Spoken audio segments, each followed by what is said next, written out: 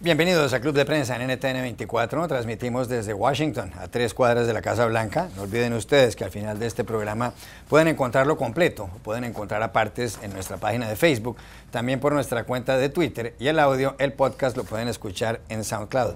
Les doy la bienvenida a los invitados hoy a Club de Prensa Plus. En primer lugar, el corresponsal jefe del diario El País de Madrid, Marc Bassets. Bienvenido, Marc, como siempre, a este programa. Muchas gracias. Claudia Trevisan, periodista brasileña, corresponsal de O Estado de Sao Paulo. Bienvenida también. Gracias. José Jaime Hernández, corresponsal del Universal de México, bienvenido a esta casa. Un placer. Y Muni Jensen, analista política del Club de Prensa Plus, bienvenida también. Gracias. El primer asunto tiene que ver, Marc, con un debate que tuvo lugar en las últimas horas, anoche, un debate organizado por la CNN y Telemundo, de los precandidatos republicanos a la presidencia de Estados Unidos. Aquí las elecciones serán el 8 de noviembre y están compitiendo ahora en lo que se llaman el proceso de elecciones primarias. En cada uno de los 50 estados están teniendo lugar votaciones para escoger a los delegados que irán a las campañas de los partidos republicano y demócrata a mitad de año, donde saldrán elegidos los candidatos. En esta ocasión se enfrentaron otra vez Donald Trump, el multimillonario neoyorquino, con Marco Rubio, el senador cubanoamericano de la Florida, Ted Cruz, el senador hispano de Texas, John Kasich, el gobernador de Ohio, y Ben Carson, el neurocirujano, afroamericano también. Y lo que se robó el show del debate, lo que centró la atención, fue el rifirrafe entre Rubio y el señor Donald Trump. Donald Trump sigue encabezando en las encuestas a nivel nacional, según el promedio de Real Clear Politics, la página web, tiene el 33,2% del respaldo, seguido por Ted Cruz con el 20,3% y por Marco Rubio con el 16,7%. Bueno, se enfrentaron mucho Rubio y Trump. Rubio en algún momento dijo: si el señor Trump no hubiera heredado $200 millones, seguramente estaría vendiendo relojes de pulso en las calles de Manhattan. Y en otro momento dijo: mire, usted es la única persona en este escenario que ha contratado a trabajadores sin papeles, a trabajadores indocumentados. Pero Trump le respondió, y en cierto modo de burla dijo: no, yo soy la única persona que ha contratado trabajadores aquí en este escenario. La pregunta es, en medio de todo este revuelo que ha causado Donald Trump en Estados Unidos, aprovecho para contarle que ha salido ya un libro con frases célebres de Trump, se titula Quotations from Chairman Trump, que traduciría citas célebres del presidente Trump. Están todas las frases, algunas de ellas por supuesto muy divertidas. La pregunta es, ¿quién ganó ese debate anoche? Bueno, yo diría que lo ganó Marco Rubio. Marco Rubio es seguramente el candidato preferido del Partido Republicano, o podríamos decir del viejo Partido Republicano, del Partido Republicano tradicional, para frenar el torbellino de Donald Trump. Trump, hay que recordar que no es político, es un empresario de los casinos, de la construcción, es un showman, que hasta hace unos meses, unos años mejor dicho, no tenía nada que ver con el Partido Republicano, que ha apoyado a candidatos demócratas, que ha tenido posiciones progresistas en el pasado, que realmente no tiene una ideología muy clara, pero que ahora está liderando no solo los sondeos, sino que ha ganado la mayoría de las primarias y caucus que se han celebrado hasta ahora, y que si nada lo cambia esta dinámica será el candidato del Partido Republicano a las elecciones presidenciales del próximo noviembre, ¿no? Entonces, la campaña empezó hace más de medio año, ha habido 10 debates, hasta ahora nadie había atacado a Trump, o habían sido ataques muy suaves, ¿no? Y la novedad del debate de ayer es que por fin atacan los rivales de Trump, y principalmente, como dices, el senador Marco Rubio lo ataca porque se dan cuenta de que si no reaccionan ahora, quizás sea demasiado tarde, ¿no? Quizá este torbellino arrasará con ellos y con el Partido Republicano, o lo que hasta ahora entendíamos que era el Partido Republicano. Entonces sí que yo creo que Rubio gana el debate porque se convierte en el hombre que desafía a Trump, y además lo hizo bien, en el sentido de que tenía bien preparadas las líneas de ataque, que intenta desacreditar pues la falta de preparación de Trump, su imagen de empresario de éxito, sus posiciones políticas. Otra cosa es que esto influya en la campaña. Hay mucha literatura y muchos politólogos han estudiado la influencia histórica de los debates en las elecciones, incluso debates muy célebres como el de Nixon y Kennedy, en el que Nixon empezó a sudar, ¿no? Y decían que aquello decidió las elecciones del año 1960. Parece ser que no, que ya había una dinámica. Se ha estudiado esto, que había ya un ascenso de Kennedy, que en realidad que el debate es más mito, que en realidad pues mi duda es si realmente el debate de anoche y los ataques fuertes contra Trump y los nervios de Trump que demostró durante el debate van a tener un impacto en las elecciones primarias y sobre todo el próximo martes, que más de 10 estados votan en el llamado supermartes y será un día muy importante en este proceso. El supermartes es el martes de la próxima semana, habrá votaciones en 12 de los 50 estados de los Estados Unidos. La gran prensa se ha dedicado ahora ya a criticar duramente a Trump y sobre todo a pedirles a los líderes del Partido Republicano que le pongan freno a la candidatura del señor Trump. El diario The Washington Post este viernes publicó un editorial que empezaba diciendo, refiriéndose a Donald Trump y a la posible candidatura de Trump, lo impensable parece que va a ser inevitable. Y decía, el señor Donald Trump ha dicho abiertamente que está a favor de la tortura, ha dicho que desde México lo que envían a Estados Unidos son violadores, se ha burlado de las mujeres, ha dicho que quiere prohibirles la entrada a los musulmanes a Estados Unidos y cosas así. La revista The Economist publica esta carátula este viernes titulada Really, con la imagen del tío Sam y Donald Trump ahí, y en el editorial dice más o menos lo mismo, que hay que hacer algo. Pero, ¿será posible hacer algo a estas alturas como dice la prensa o usted ve inevitable que Donald Trump? La gente está muy molesta con el Partido Republicano, ¿no? Y creo que ayer en el debate hubo una discusión muy interesante sobre la identidad del partido. Rubio y Cruz tentavam se mostrar como los legítimos representantes del Partido Republicano y Donald Trump habló de un nuevo Partido Republicano. Dijo que está trayendo más personas al Partido Republicano, que está trayendo demócratas, que está trayendo independientes. Y los electores lo están apoyando. La gran duda, él ya dijo tantas heresías para los republicanos. El tipo atacó la guerra del Irak, dijo que el gobierno Bush mintió para justificar la invasión de Irak. El tipo es contra los financiamientos de campaña. Tiene un discurso, dice que toda la gente del Partido Republicano es vendida a los lobistas, a las grandes corporaciones, y es el partido que más defiende la no regulación de financiación de campaña. Tiene un discurso contra la abertura comercial, que es uno de los puntos básicos del Partido Republicano. Entonces, hay muchas posiciones de Trump que son... Ayer él fue el que demostró mayor compasión, diciendo que nadie va a se morir en la calle en un gobierno Trump, que el Estado va a cuidar de todos, que es algo impensable dentro del Partido Republicano, ¿no? Entonces, creo que hay una dinámica ahí sobre la identidad del Partido Republicano y esas elecciones, el resultado van a ser fundamentales para definir para dónde el partido va. ¿Cómo podría entonces convertirse Trump en candidato republicano si no pregona una cantidad de principios republicanos, como dice Claudia? Y antes de entrar aquí lo mencionaba igualmente Marc. Desafiando, como lo ha hecho, todos los pronósticos y todos los cálculos políticos que se han hecho en la historia de las elecciones de Estados Unidos, que es exactamente lo que ha hecho. Él ha enojado a todos los que tiene que cortejar, ha insultado a todos los que tiene que convencer y se ha convertido realmente en el político al revés. Y si bien anoche lo atacaron y se veía muy interesante la imagen, estaba Trump en el medio, al lado de dos jóvenes, uno se ve más joven que otro, pero los dos podrían perfectamente ser sus hijos, senadores cubanoamericanos, y los dos le estaban golpeando de lado y lado, que parecía que se hubieran puesto de acuerdo, y de todas maneras Trump logró salir de ese debate de pie, golpeado quizás, fue la primera vez que se le vio un poco incómodo en un debate y a la defensiva. Él siempre ha sido el que está, digamos, a la ofensiva y encargado de repartir los insultos. En este caso recibió muchos.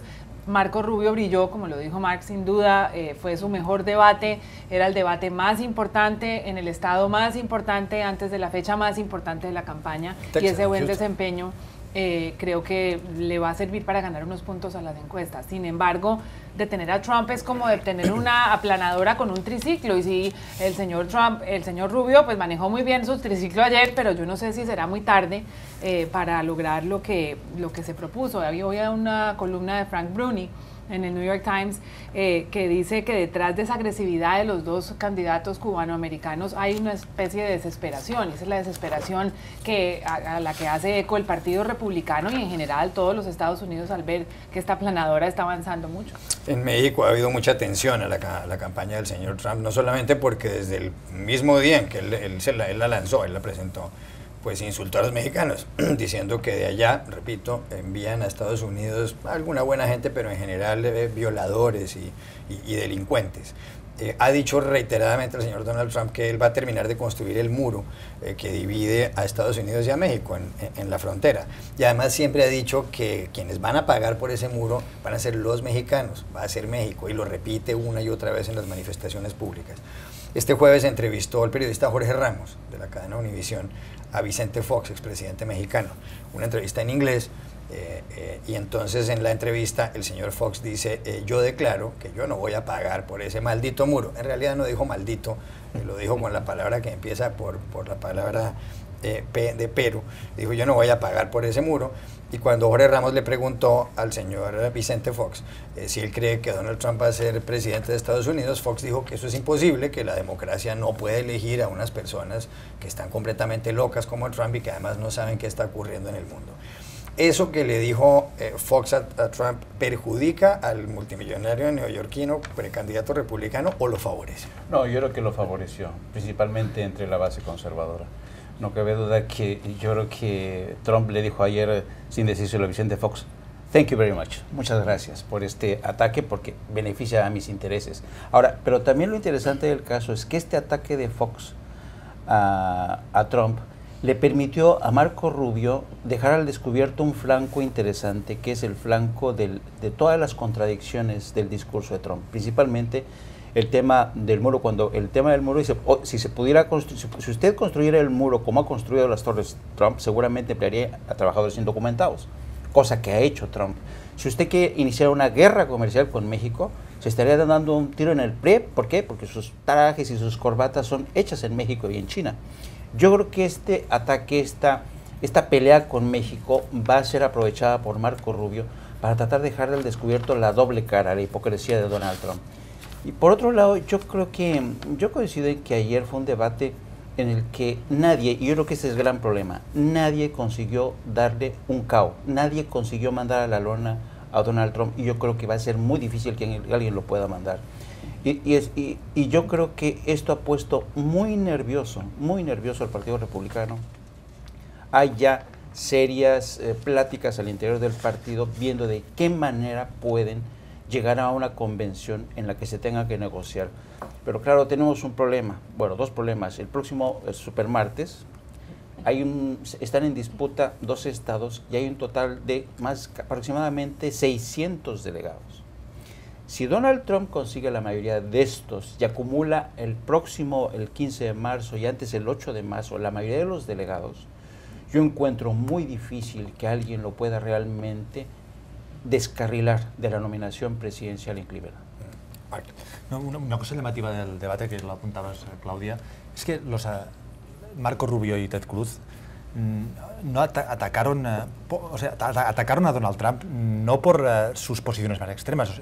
Donald Trump ha dicho barbaridades importantes. Ha dicho que va a cerrar las fronteras a los musulmanes, que es una propuesta que tiene reminiscencias bastante siniestras en el siglo XX, ¿no? Ha dicho que quiere expulsar a 11 millones de personas, seres humanos de Estados Unidos. Bueno, pues ninguno de los ataques de Rubio y Cruz, que los dos además son hijos de inmigrantes, han atacado a Trump por eso. Esto no les ha parecido indignante, digamos, suficientemente extremista, radical o indignante como para atacarlo, sino que la han atacado por moderado. Una de las líneas de ataque ayer era Trump no es un verdadero conservador, Trump es demasiado centrista, Trump es demasiado amigo de los demócratas y de los Clinton. Esto yo creo que es un dato muy, muy curioso que refleja el contexto en el que Trump ha nacido y ha crecido. Sí, concordo totalmente. Y el hecho de que Marco Rubio sea considerado hoy el posible candidato preferencial de los moderados es una señal de cómo el Partido Republicano se movió para la derecha, para la extrema derecha, ¿no? Marco Rubio es un tipo que quiere acabar con el aborto mismo en caso de estupro. Es el que tiene la política exterior más agresiva, es que promete rever el restablecimiento de relaciones con Cuba, cancelar el acuerdo con Irán y que defiende una postura intervencionista y militarista americana en el mundo. Ya regresamos a Club de Prensa Plus. Volvemos a Club de Prensa Plus en NTN 24 desde Washington. Claudia, hay muchísimas noticias de su país desde hace varios meses ya por el famoso escándalo de Petrobras, la gigantesca petrolera brasileña.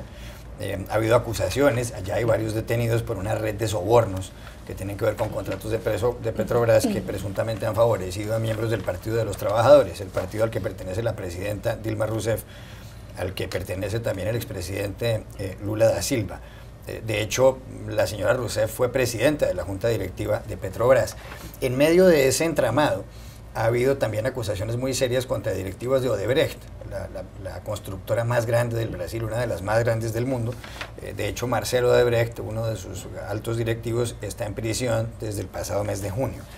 En los últimos días han pasado dos cosas. Una, João Santana, quien fuera el asesor principal de campaña, no solamente de la que reeligió a Lula da Silva, sino de las dos campañas de la señora Dilma Rousseff y de presidentes en otras partes.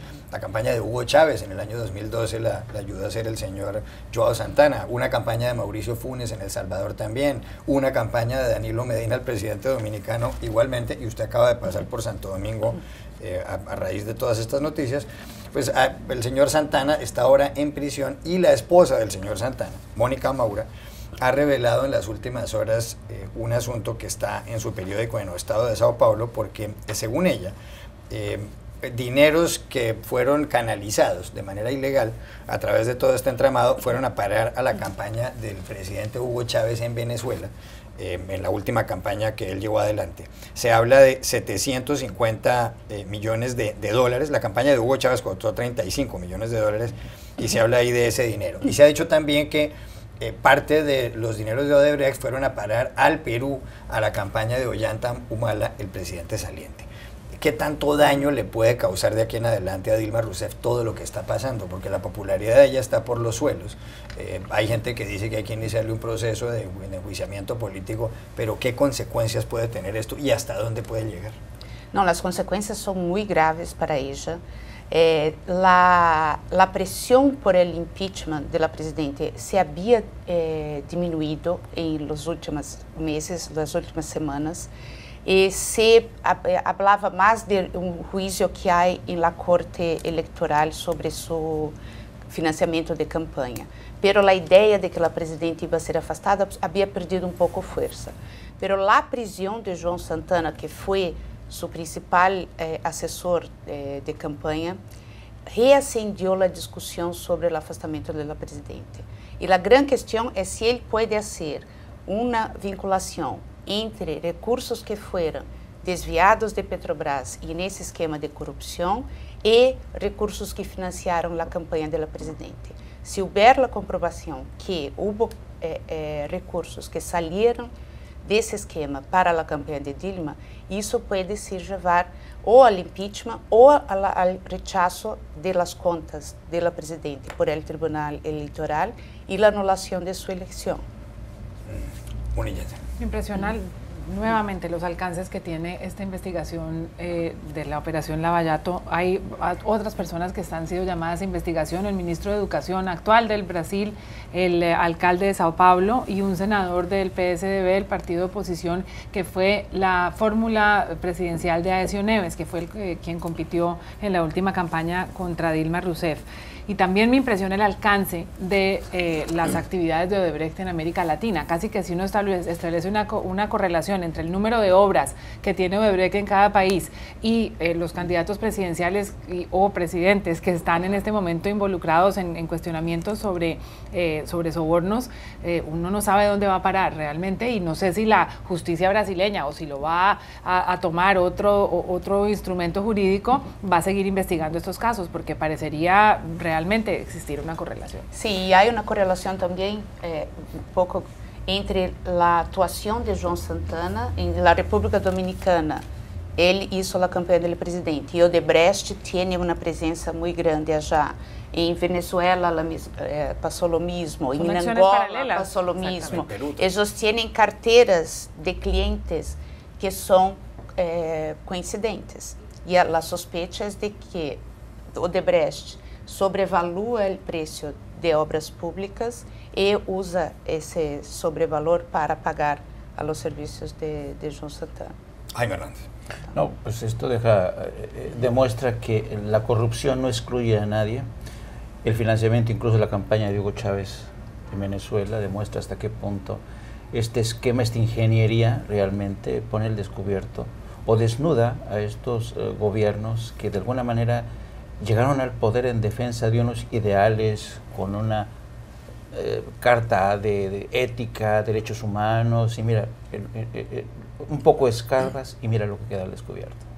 Quiero cambiar de asunto en estos últimos minutos de este segmento, Mark, y hablar sobre un artículo del diario The Washington Post aquí, que se refiere a la Cámara de los Comunes, a la Cámara Baja en el Reino Unido. El Parlamento británico es posiblemente el más antiguo del mundo moderno, y empezó a operar, aunque hay, por supuesto, distintas fechas alrededor del siglo XIII. Es conocido como en 1215, y esto era una especie de parlamento incipiente. Los nobles en Inglaterra expidieron lo que se llama la Carta Magna, en donde argumentaban que debía haber un debido proceso, que no se podía arrestar a alguien o imponer la pena de muerte a una persona de no ser por unas leyes que hubieran sido previamente aprobadas por un parlamento. Bueno, con el paso de los siglos existe la Cámara de los Comunes en Inglaterra, y el diario The Washington Post dice que hay un alto nivel de grosería en las sesiones del Parlamento británico. Todos conocemos esa mesa en donde en un costado se sienta el jefe del gobierno, el primer ministro británico, y justo enfrente el líder de la oposición, y en unas ocasiones prácticamente se insultan.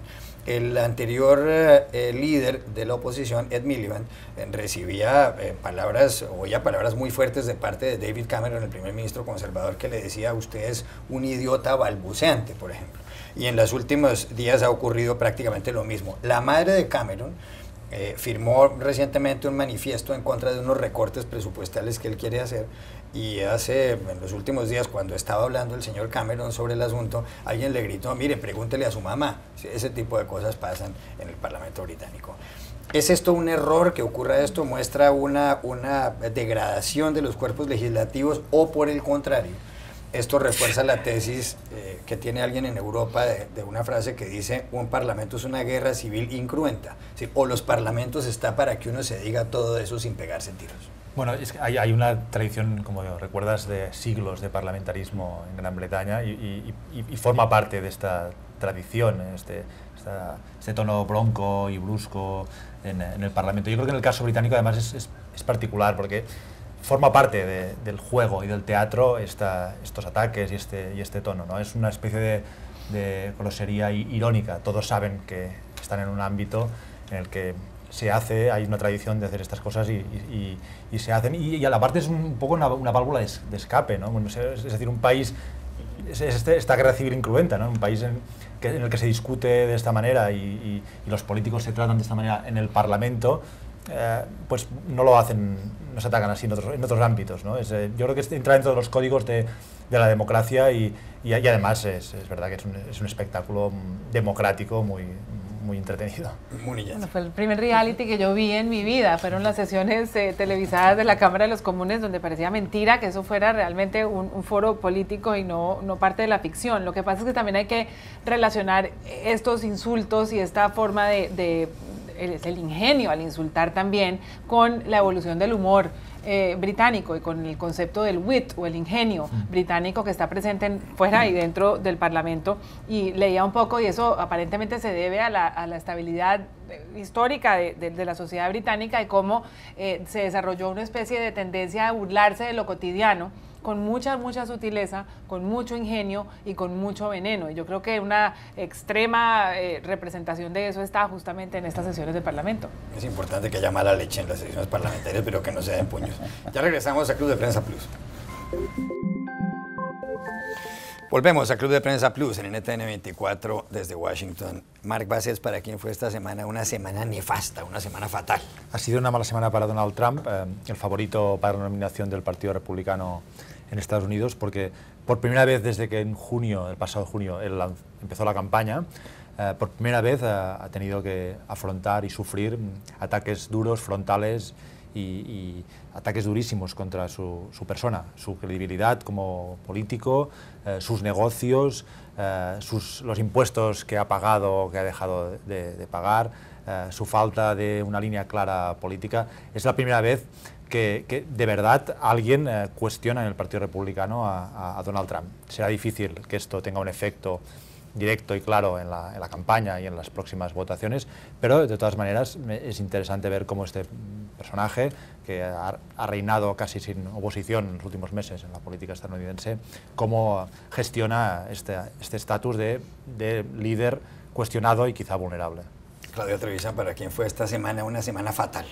Bueno, creo que para João Santana, el poderoso marqueteiro político de Brasil, que tenía poder no solo en Brasil, como en otros países de América Latina, que empezó la semana en la cárcel, ¿no? Estaba en la República Dominicana, en uno de los resorts de Punta Cana, que son paradisíacos, y salió de allá directo para Brasil y sigue en la cárcel. José Jaime Hernández, ¿para quién fue esta semana una semana nefasta, una semana fatal, de verdad? Fue una muy mala semana para el señor Francisco Guzmán en la Ciudad de México. Él es el jefe de la oficina de la presidencia de Enrique Peña Nieto. Resulta ser que este funcionario, este alto funcionario, se enfrentó a un funcionario de la delegación Miguel Hidalgo de la Ciudad de México, que se ha propuesto poner en orden, o por lo menos que se aplique, la nueva ley, el nuevo reglamento de tráfico en la Ciudad de México, que es el reino de la anarquía, pero este funcionario menor se ha convertido realmente en un personaje muy popular para los ciudadanos, porque ha denunciado los abusos de guardaespaldas, escoltas, de funcionarios, y lo han golpeado, lo han insultado, pero ¿quién iba a pensar que se iba a enfrentar a los guardaespaldas del jefe de la oficina de la presidencia, Peña Nieto? Lo denunció en estas transmisiones que realiza con su teléfono a través de Periscope. Y cuando los ciudadanos vieron este abuso de poder, el funcionario no tuvo más remedio que pedir disculpas públicamente a través de un Twitter y oficialmente, dejando en muy mal parado a la oficina del presidente. Munilla, ¿para quién fue esta semana una semana fatal? Para el presidente de los Estados Unidos, Barack Obama, quien presentó con bombos y platillos esta semana un plan para cerrar la cárcel de Guantánamo en Cuba.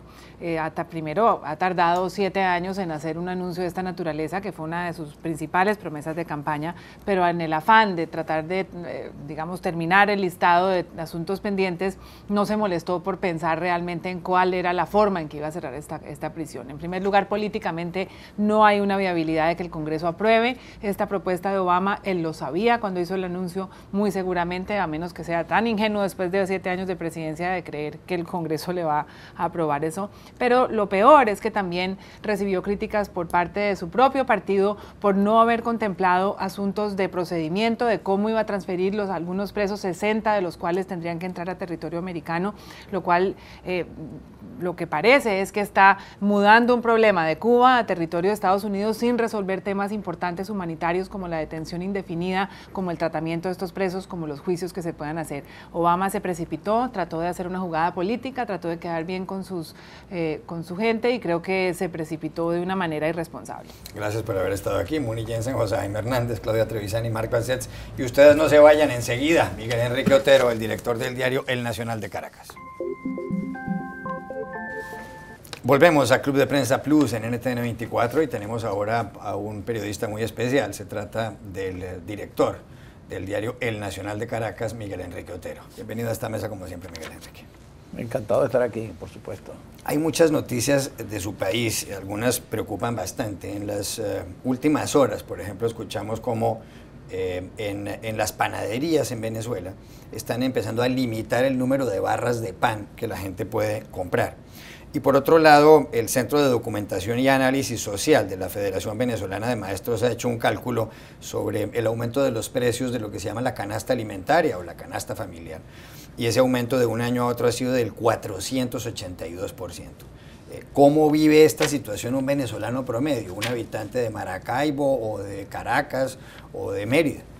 Es que yo creo que nadie se explica, nadie se imagina el nivel de crisis que vive Venezuela en América Latina, porque eso nunca ha ocurrido, ni en los peores momentos de Haití, cuando les pasó el huracán, nunca jamás. Venezuela, con las reservas petroleras más grandes del mundo, está entrando a un nivel de emergencia humanitaria.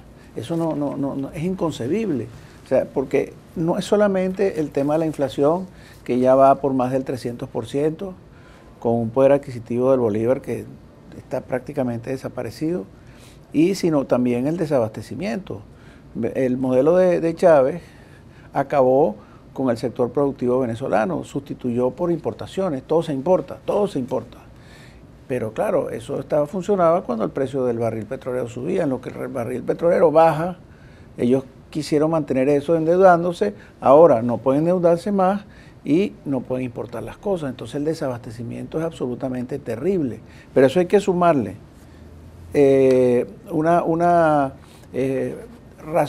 racionamiento de electricidad, porque el tema del mantenimiento de todo el sector eléctrico ha sido fatal, y además tenemos el fenómeno del Niño, y ellos no previeron eso. El tema del racionamiento del gas, el tema de todo tipo de racionamientos que hay en Venezuela. Subieron la gasolina a 95 octanos, no subieron la de 91, pero ahora ya no hay la de 91, entonces la gente tiene que comprar la de 95. Y a eso hay que sumarle el tema de la delincuencia, donde las cifras en Venezuela suben a un ritmo que no sube en ningún país del mundo. El año pasado hubo 27.000 asesinatos, de los cuales investigan el 8% de los asesinatos, pero cuando hay 28.000 asesinatos es que hay 100.000 atracos, 100.000 hechos de violencia, en fin, todo venezolano ha sido víctima de algo de violencia en algún momento determinado. Entonces es una situación absolutamente insostenible. Es una catástrofe como nunca la ha vivido ningún país en América Latina.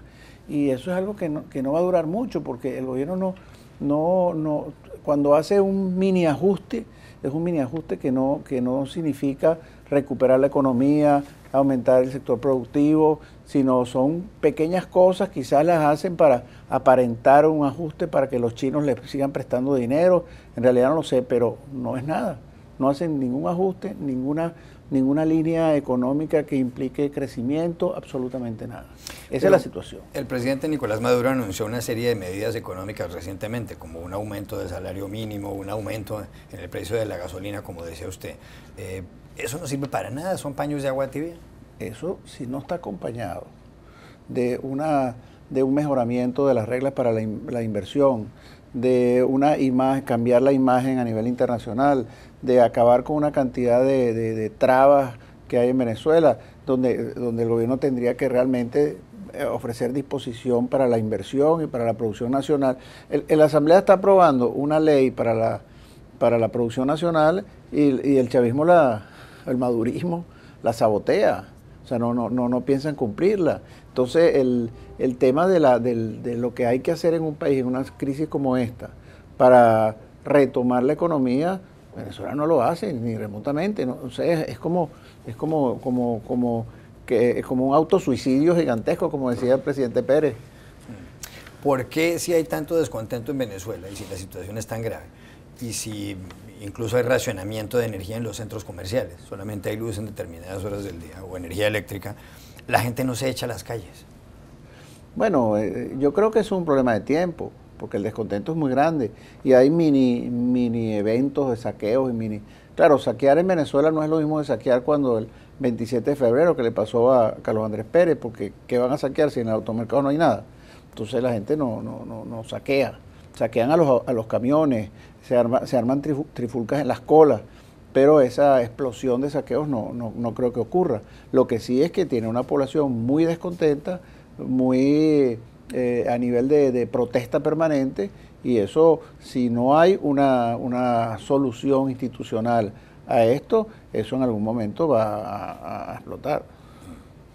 Hay otras noticias que tienen que ver también con Venezuela y se relacionan con los medios de comunicación. Usted, por ejemplo, en el periódico El Nacional, que es uno de los pocos medios independientes que quedan, según distintos analistas internacionales, tiene dificultades para imprimirlo porque no tiene papel. ¿Cómo ha logrado para sobrevivir? Y sobre todo, ¿cómo es la historia esta de una corporación que tiene el monopolio del papel en Venezuela? Bueno, es como todo allá.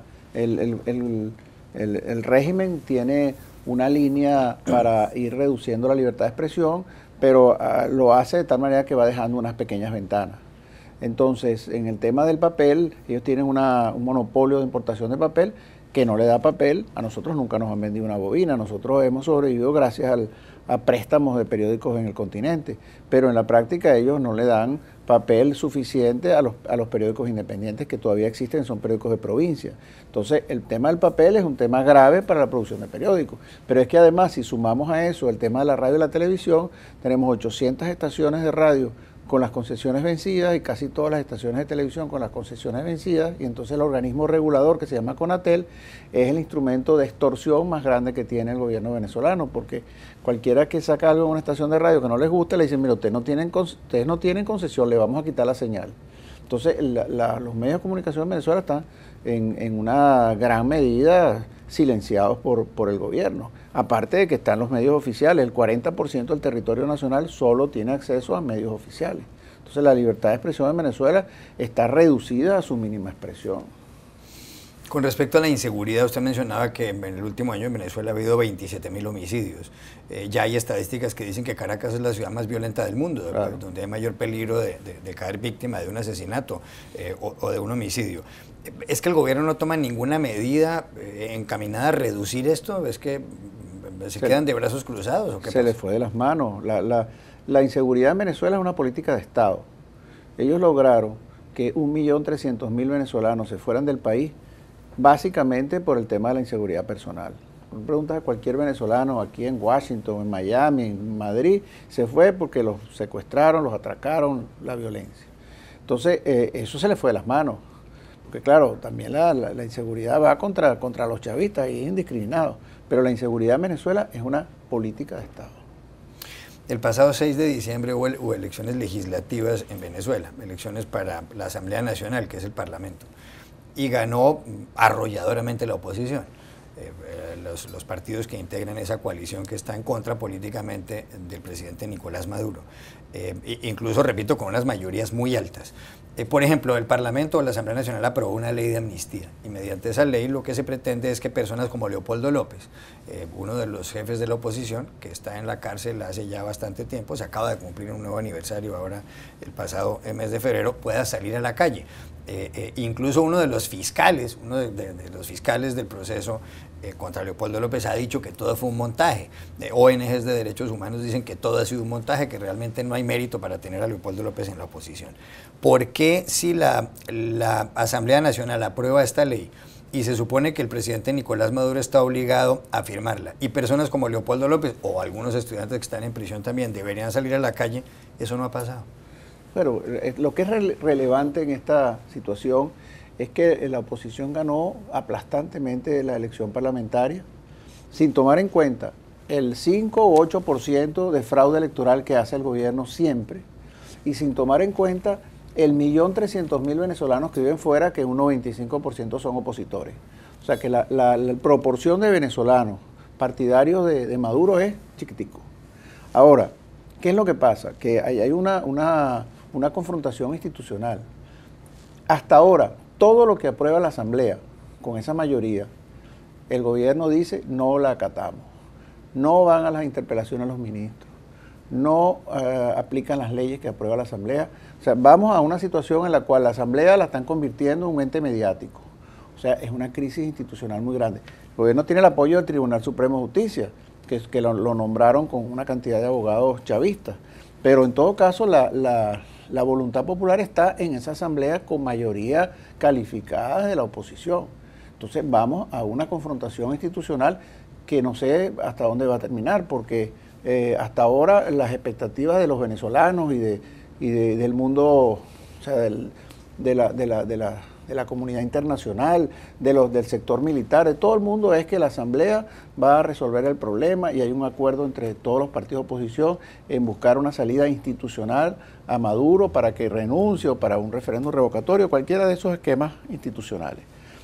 Si Maduro sigue en ese camino, que es una bomba de tiempo, de no respetar las decisiones de la Asamblea, vamos a un camino de ruptura en un momento determinado, porque es una confrontación institucional que no tiene solución. Cuando usted se refiere a un camino de ruptura, ¿eso qué quiere decir? ¿Qué significa? Eso quiere decir levantamiento popular, eso quiere decir